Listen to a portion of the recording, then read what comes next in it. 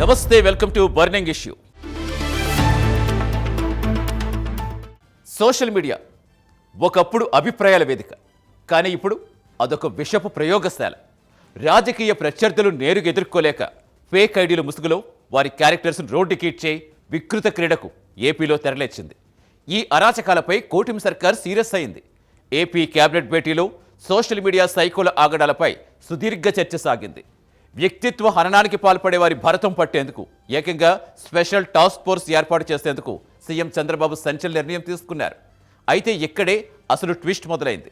దేవుళ్లను, నాయకుల కుటుంబాలను బూతులు తిట్టిన ప్రశ్నారావణ్ వంటి వారిపై ఉపా చట్టం ప్రయోగిస్తే వైసీపీ, లెఫ్ట్ పార్టీలు ఎందుకు గగ్గోలు పెడుతున్నాయి? భావ ప్రకటన స్వేచ్ఛ అంటూ గొంతు చించుకుంటున్న ఈ మేధావులు డిప్యూటీ సీఎం పవన్ కళ్యాణ్ను, ఆయన పసిపిల్లలను దారుణంగా దూషించినప్పుడు ఎందుకు మౌనంగా ఉన్నారు? స్వేచ్ఛను ఒకవైపే చూస్తున్న ఈ ద్వంద్వ ప్రమాణాల వెనుక ఉన్న అసలు కుట్రేంటి? ప్రైమ్ 9 బర్నింగ్ ఇష్యూలో చూద్దాం.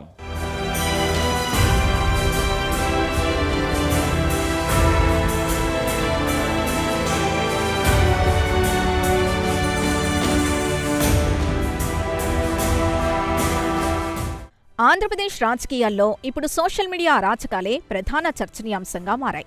తాజాగా జరిగిన ఏపీ కేబినెట్ సమావేశంలో ఈ అంశంపై సుదీర్ఘంగా, అత్యంత సీరియస్గా చర్చ జరిగింది.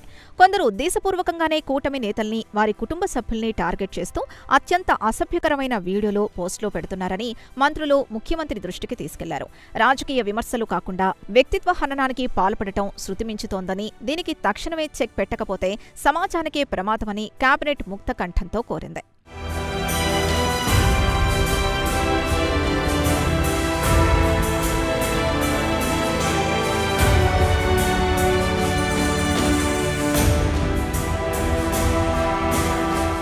మంత్రుల ఆవేదన విన్న ముఖ్యమంత్రి చంద్రబాబు నాయుడు ఈ వ్యవహారంపై తీవ్రంగా స్పందించారు. భావ ప్రకటన స్వేచ్ఛ పేరుతో ఇతరుల క్యారెక్టర్ని డ్యామేజ్ చేసే హక్కు ఎవరికీ లేదని ఆయన స్పష్టం చేశారు. ఇలాంటి సైకో మనస్తత్వం ఉన్న వారిని కట్టడి చేసేందుకు ఏకంగా ఒక స్పెషల్ టాస్క్ ఫోర్స్ని ఏర్పాటు చేయాలని పోలీస్ ఉన్నతాధికారుల్ని ఆదేశించారు.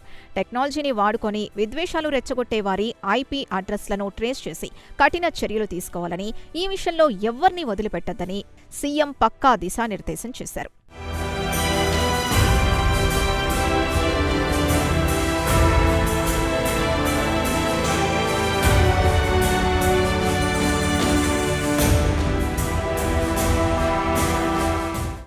సోషల్ మీడియాలో అభ్యంతరకర వ్యాఖ్యలు చేసేవారి పట్ల ఇకపై ఉపేక్షించే ప్రసక్తి లేదని ప్రభుత్వం తేల్చి చెప్పింది. ఎవరైనా సరే, ఎంతటి వారైనా సరే చట్టపరిధి దాటితే కఠినంగా వ్యవహరించాలని పోలీసులకు సీఎం స్పష్టమైన ఆదేశాలు జారీ చేశారు.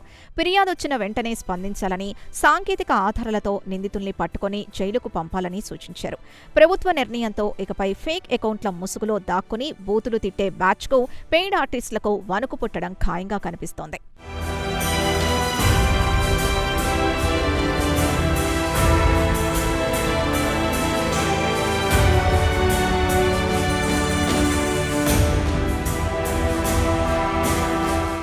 ఇదే సమయంలో కూటమి నేతలకు, కార్యకర్తలకు కూడా ముఖ్యమంత్రి చంద్రబాబు నాయుడు కీలక సూచనలు చేశారు. వైసీపీ నేతలు ఉద్దేశపూర్వకంగానే రెచ్చగొట్టే వ్యాఖ్యలు చేస్తారని, వారి ట్రాప్లో పడి ఆవేశంతో రెచ్చిపోవద్దని హితవు పలికారు. వారు బూతులు తిడితే మనం కూడా బూతులు తిట్టడం మన సంస్కృతి కాదని, చట్టబద్ధంగానే వారిని ఎదుర్కోవాలని స్పష్టం చేశారు. అభివృద్ధిపై ఫోకస్ పెట్టిన ప్రభుత్వాన్ని డైవర్ట్ చేయడానికే వైసీపీ ఈ మైండ్ గేమ్ ఆడుతోందని, ఆ ఉచ్చులో పడొద్దని సీఎం విశ్లేషించారు.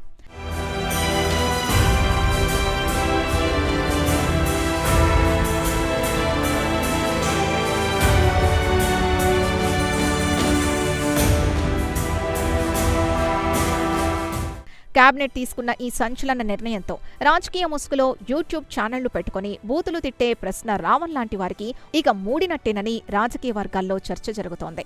వ్యూస్ కోసం, రాజకీయ ఫండింగ్ కోసం సమాజంలో విద్వేషాలు రెచ్చగొట్టే ఇలాంటి వారి ఆటలకు టాస్క్ ఫోర్స్ ఎంట్రీతో చెక్ పడనుంది. చట్టం తన పని తాను చేసుకుపోతుందని, తప్పు చేసిన వారు ఎంతటి వారైనా శిక్ష తప్పదన్న బలమైన సందేశాన్ని కూటమి ప్రభుత్వం ఈ నిర్ణయం ద్వారా ఇచ్చింది.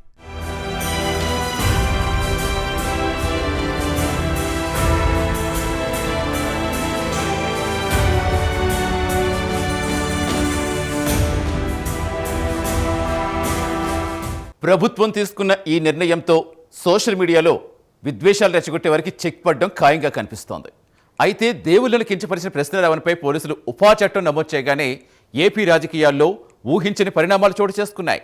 నిన్నటి వరకు సైలెంట్గా ఉన్న వైసీపీ లెఫ్ట్ పార్టీలు ఒక్కసారిగా స్వరం పెంచేశాయి. రావణ్ అరెస్టు భావప్రకటన స్వేచ్ఛపై దాడిగా వివరిస్తూ గగ్గోలు పెడుతున్నాయి. అసలు ఈ పార్టీల ఉద్దేశం ఏంటి? వివాదాన్ని ఎందుకు లైవ్లో ఉంచాలని చూస్తున్నాయి? చూద్దాం.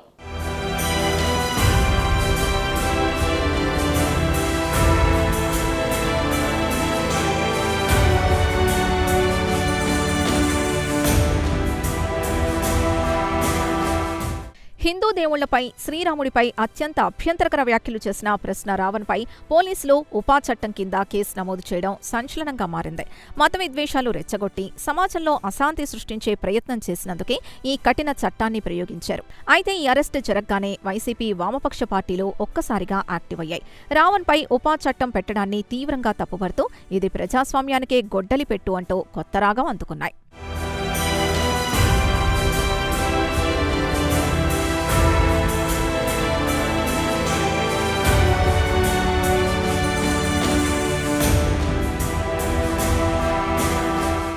రావణ్ అరెస్టుని భావ ప్రకటన స్వేచ్ఛపై దాడిగా ఈ పార్టీలు అభివర్ణించడం సగటు పౌరుణ్ణి విస్మయానికి గురిచేసింది.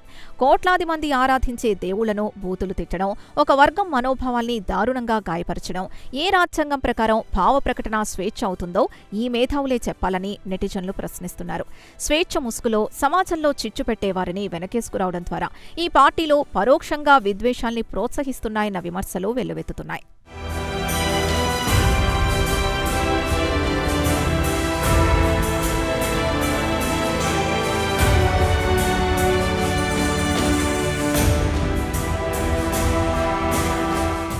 రావణ్ ఎపిసోడ్ని వైసీపీ లెఫ్ట్ పార్టీలో ఉద్దేశపూర్వకంగానే లైవ్లో ఉంచాలని చూస్తున్నట్లు రాజకీయ పండితులు విశ్లేషిస్తున్నారు. కూటమి ప్రభుత్వం చేస్తున్న అభివృద్ధి కార్యక్రమాలపై చర్చ జరగకుండా ప్రజల దృష్టిని డైవర్ట్ చేయడానికి ఈ వివాదాన్ని ఒక ఆయుధంగా వాడుకుంటున్నారని స్పష్టమవుతోంది. ఏపీలో అసహనం పెరిగిపోయిందని, ప్రశ్నించే గొంతుల్ని నొక్కేస్తున్నారని జాతీయ స్థాయిలో ఒక తప్పుడు నెరేటివ్ క్రియేట్ చేయడానికి ఈ ఎపిసోడ్ని వాడుకుంటున్నారన్నది నిర్వివాదాంశం.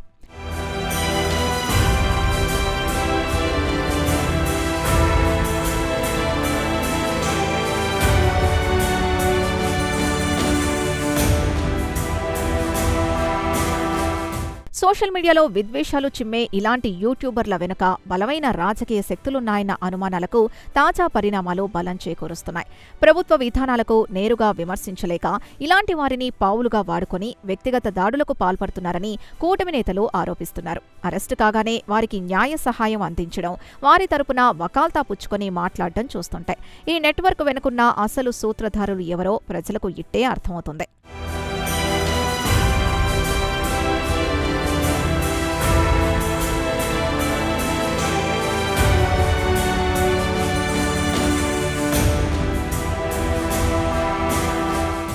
ఒక మతాన్ని కించపరిస్తే భావ ప్రకటన స్వేచ్ఛ అని, అదే వేరే మతం గురించి మాట్లాడితే మతతత్వమని ముద్ర వేసే ఈ ద్వంద్వ ప్రమాణాలపై ప్రజల్లో తీవ్ర ఆగ్రహం వ్యక్తమవుతోంది. సెక్యులరిజం ముసుగులో మెజారిటీ వర్గం మనోభావాలతో చెలగాటమాడే రాజకీయాలకు కాలం చెల్లిందని మేధావులు హెచ్చరిస్తున్నారు. తప్పు చేసిన వాడిని తప్పు అని చెప్పలేని రాజకీయ పార్టీలు సమాజానికి ఎలాంటి సందేశం ఇస్తున్నాయో ఆత్మవిమర్శ చేసుకోవాల్సిన అవసరం ఎంతైనా ఉంది.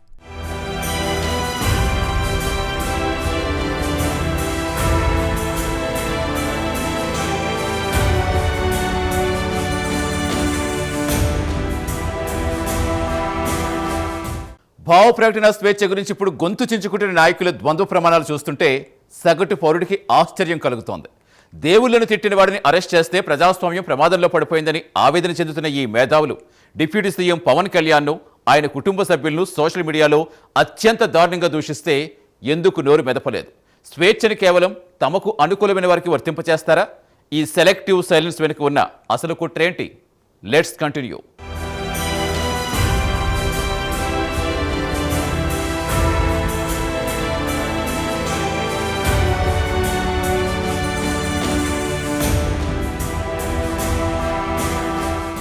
ఏపీ రాజకీయాల్లో పవన్ కళ్యాణ్ ఎదుగుదలను చూసి ఓర్వలేక కొందరు ఆయనపై అత్యంత నీచమైన వ్యక్తిగత దాడులకు దిగుతున్నారు. రాజకీయాలకు ఏమాత్రం సంబంధం లేని ఆయన పిల్లల్ని, కుటుంబ సభ్యుల్ని సోషల్ మీడియాలో అసభ్యకరంగా దూషిస్తున్నారు. ఇది ముమ్మాటికి వ్యక్తిత్వ హననమే. కానీ ఆశ్చర్యకరమైన విషయం ఏంటంటే ఇప్పుడు రావణ్ కోసం గొంతు చించుకుంటున్న వైసీపీ లెఫ్ట్ నేతలు పవన్ కుటుంబంపై దాడులు జరిగినప్పుడు మాత్రం నోట్లో పచ్చివెలక్కాయ పడ్డట్టు మౌనంగా ఉండిపోయారు.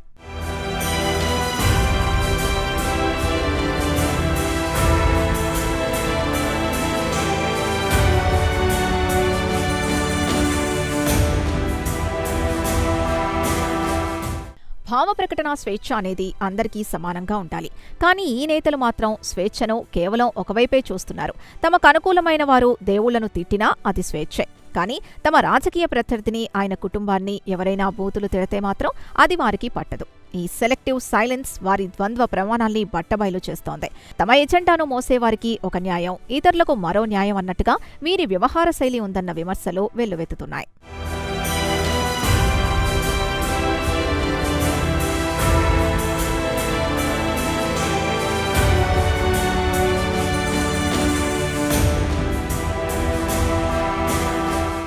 పవన్ కళ్యాణ్ని ఉద్దేశపూర్వకంగా టార్గెట్ చేయడం వెనుక ఒక బలమైన కారణం కనిపిస్తోంది. ఇటీవలి కాలంలో ఆయన సనాతన ధర్మం గురించి, హిందూ ఆచారాల పరిరక్షణ గురించి బలంగా మాట్లాడుతున్నారు. ఇది గిట్టని కొందరు అదృశ్య శక్తులు ఆయన ఇమేజ్ని డ్యామేజ్ చేయడానికి సోషల్ మీడియాని ఆయుధంగా వాడుకుంటున్నాయి. ధర్మాన్ని రక్షించే వారిని మానసికంగా దెబ్బతీయాలనే కుట్ర ఇందులో దాగుందన్నది స్పష్టమవుతోంది. అందుకే ఆయనపై జరిగే దాడుల్ని ఈ మేధావులు ఖండించరు.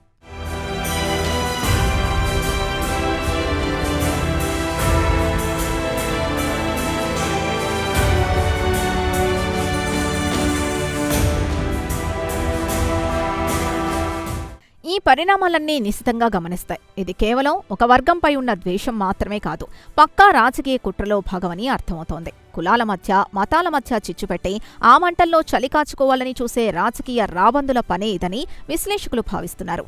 పవన్ కళ్యాణ్కు వస్తున్న ప్రజాదరణను అడ్డుకోలేక ఆయన క్యారెక్టర్ని దెబ్బతీసి రాజకీయంగా లబ్ధి పొందాలనే నీచమైన వ్యూహం ఇందులో దాగుంది.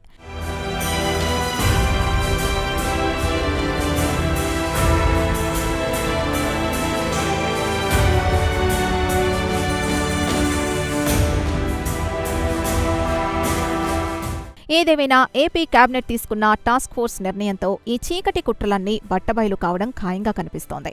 సోషల్ మీడియాలో ట్రోల్స్ చేసేవారికి ఫండింగ్ ఎక్కడి నుంచొస్తోంది, వారి వెనక ఉండి నడిపిస్తున్న మాస్టర్ మైండ్స్ ఎవరు అన్న విషయాల్ని టాస్క్ ఫోర్స్ త్వరలో వెలికితీనుంది. స్వేచ్ఛ ముసుగులో దాక్కున్న ఈ ఫేక్ ఐడీల వెనకున్న అసలు రాజకీయ నాయకుల బండారం బయటపడితే ఏపీ రాజకీయాల్లో పెను ప్రకంపనలు రేగడం ఖాయం.